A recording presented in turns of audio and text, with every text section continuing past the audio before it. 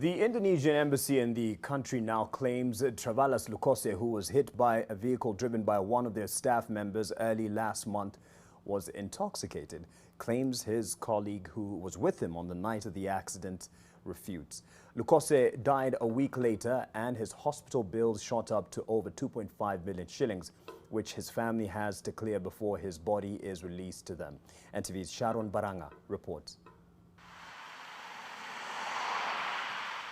We met with Ezekiel Ozano along Limwe on the 8th of December. Ozano was with him that night when he was hit by a vehicle belonging to the Indonesian embassy.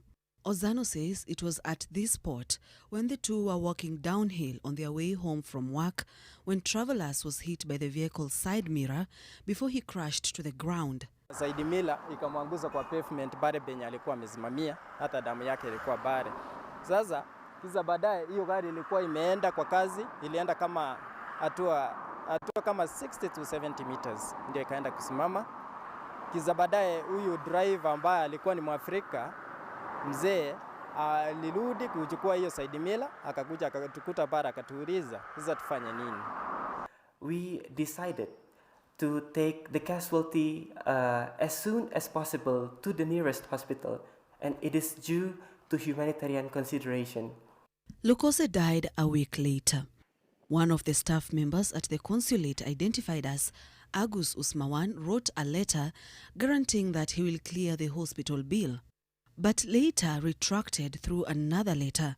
Officials from the embassy claim the first letter was a mistake. Mr. Agus, who later he arrived at the hospital, decided to sign the guarantee of payment. And that decision was upon the request of the hospital staff. And it is to ensure that Mr. Lukose get the treatment as soon as possible.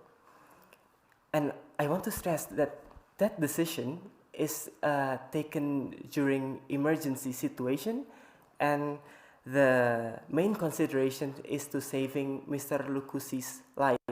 The head of communication at the embassy says Ozano had reported that Lukose was drunk at the time of the accident. Claims Ozano refutes. Mr. Lukose was under alcohol influence when he suddenly rushed to the middle of the road from the left pedestrian side. The embassy driver already tried to avoid the impact, but the collision was unavoidable, unfortunately. The hospital bill has accumulated to over 2.5 million shillings. His family is unable to raise the amount. All embassy car or embassy vehicle is equipped with a comprehensive insurance scheme, which also covers third-party loss. And therefore, financial consequences that may arise from the third party will be handled by the insurance. The accident was reported at the Parklands police station. In the police abstract, the charge was indicated as careless driving. Officials from the Indonesian embassy say the hearing of the case will begin this month. Meanwhile, family and friends of Lukose continue to meet at his mother's home in Landmawe Estate, Nairobi.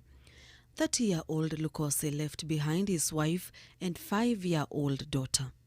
Sharon Baranga, NTV.